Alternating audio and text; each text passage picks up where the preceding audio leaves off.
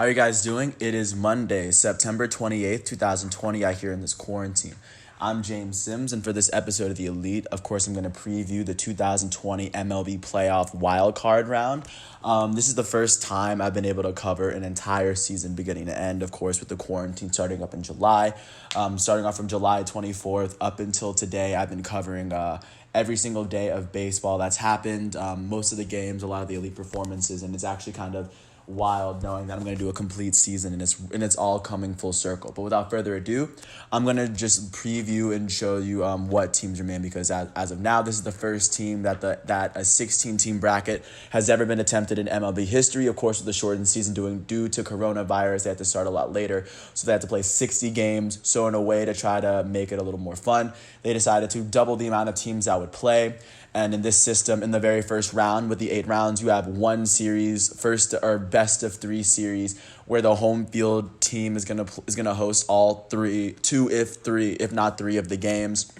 The next round is gonna be the best of 5, normal NL ALDS round, and then NLCS is gonna be best of 7, and same with the World Series.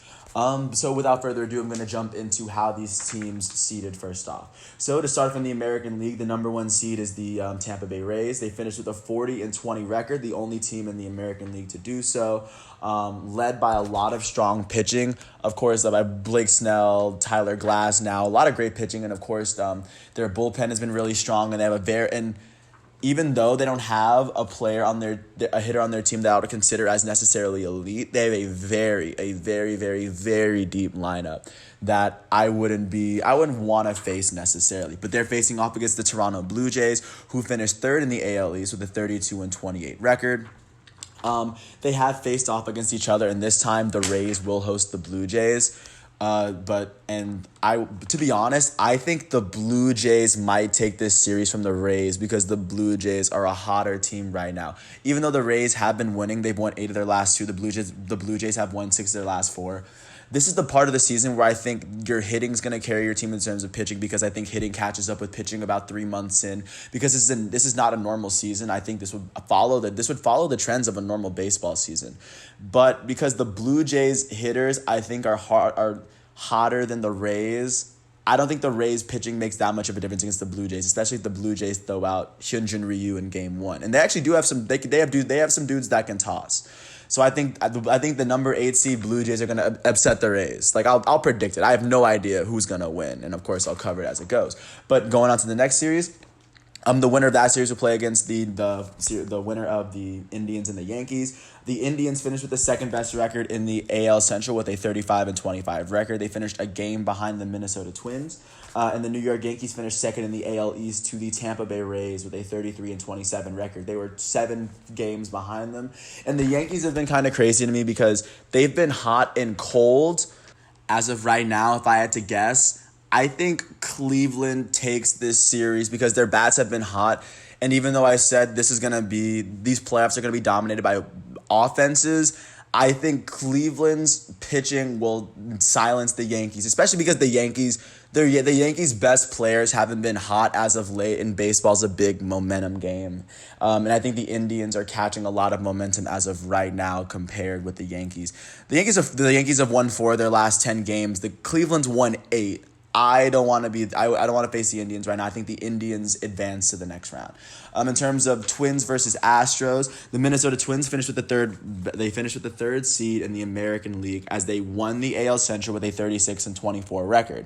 And there were 3 teams in the AL Central that made it, and I think and they won a very, very tough division to win.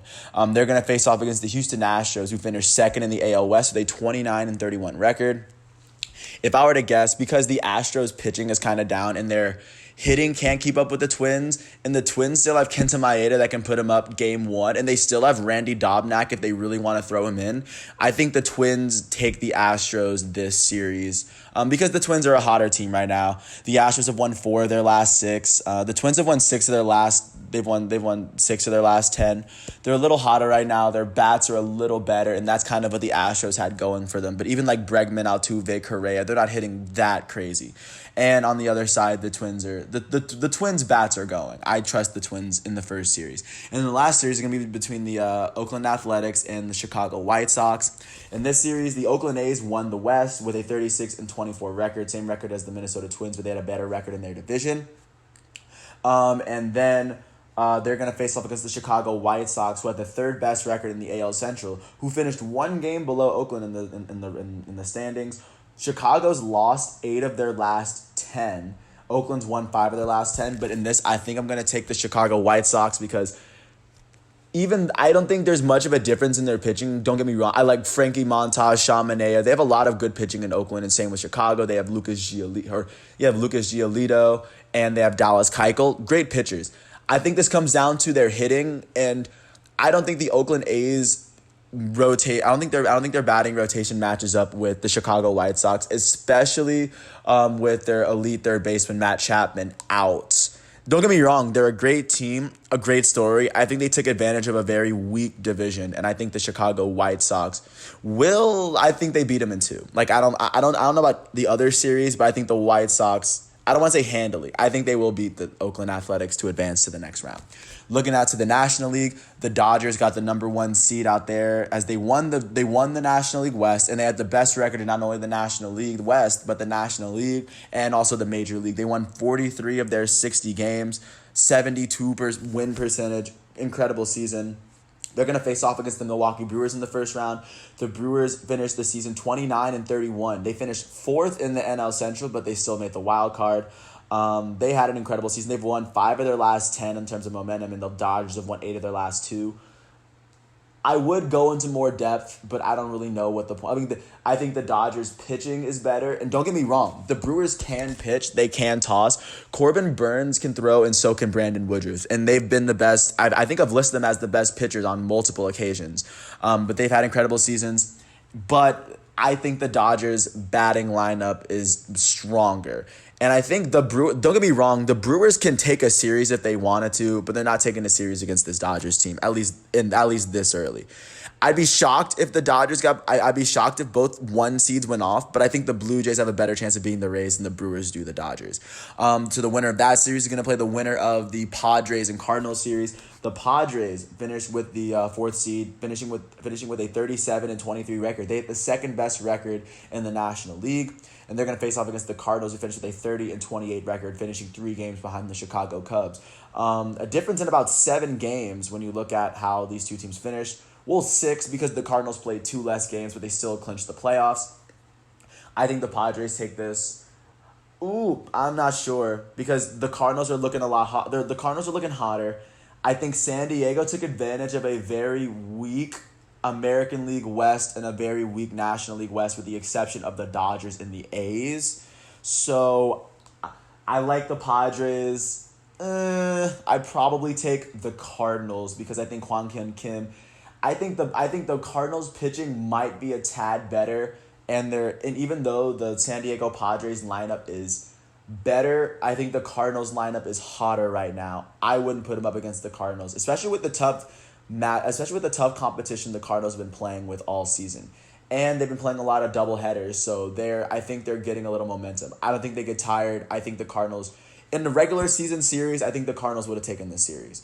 Going on to the next round, the number 3 Chicago Cubs, they won the NL Central with a 34-26 record. They're going to face off against the 6th seed, the Miami Marlins, who finished 2nd in the NL East with a 31-29 record. If you're looking at how they fared in their last 10 games, the Cubs have won 4 of their last 10, and the Miami Marlins have won 5 of their last 10. And even despite that, I think that even though the Cubs won a very tough division, I don't think they're ready for the Marlins. I wouldn't be surprised if the Marlins completely stole this series from the Cubs. They're a very well-coached team, especially with Don Mattingly as their manager. They have great starting pitching, but their bullpen pitching is amazing. They have a lot of base run. They run the bases very well. They get caught stealing a lot, but they actually try to send their runners to try to steal some bases. I like the way the Marlins play, and considering they're going to play the Cubs, this will be the first time these two teams match up. I think the Marlins will catch the Chicago Cubs more off guard than the Chicago Cubs take the Marlins off guard. Don't get me wrong, I think Chicago's the more talented roster. I think if we're talking about wild card in a season where people didn't play outside their own divisions all season, I think the Marlins might mess the Cubs up this series.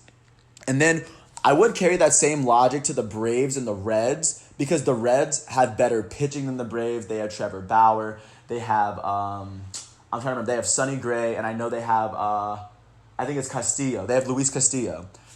I still think the Atlanta Braves take this pretty handily because, like I said earlier, I think this is a part of the season where the hitters, where hitting is catching up and surpassing the hitting, because pitching at first was, I think, because for the first 2 months, like, it was pitching, but this would have been the part of the season where hitters would have just started going off. There hasn't been an offense this year that has been hotter than the Atlanta Braves so far. And in that respect, although I respect Trevor Bauer and I know what he's done in the NL Central, and I respect Castillo and I respect Sonny Gray, there's no way all three of them, at least if they go 6-7 innings, can hold the Braves to less than 3. They can hold the Braves to less than 4 runs all 3 games. And the Braves still have great pitching. They still have Max Fried, and they still have Kyle Wright and Ian Anderson, who I think are going to be the 3 starting pitchers, who have all been pitching really well as of late. The Reds pitchers are definitely hotter. Trevor Bauer might win the Cy Young. I don't think the Cincinnati Reds offense can outscore the Atlanta Braves, despite the fact that the Braves are going against the Cincinnati Reds starting lineup. And considering the Braves are better in the crunch innings against their bullpen, the Cincinnati Reds need to bring their A game for the entire series if they want to get rid of this Braves offense. I think it's very possible, but I think the Atlanta Braves take this series as well. With that said, I really appreciate you for listening to all 11, 12 minutes of this piece. Once again, it is September 28th, 2020 here in this quarantine. Once again, where we got to the point, we came from the first day, opening day, where I think the Yankees took on the Washington Nationals, and we've already gotten all the way to here. It's been an incredible journey. I appreciate you for listening to this piece once again, and peace out.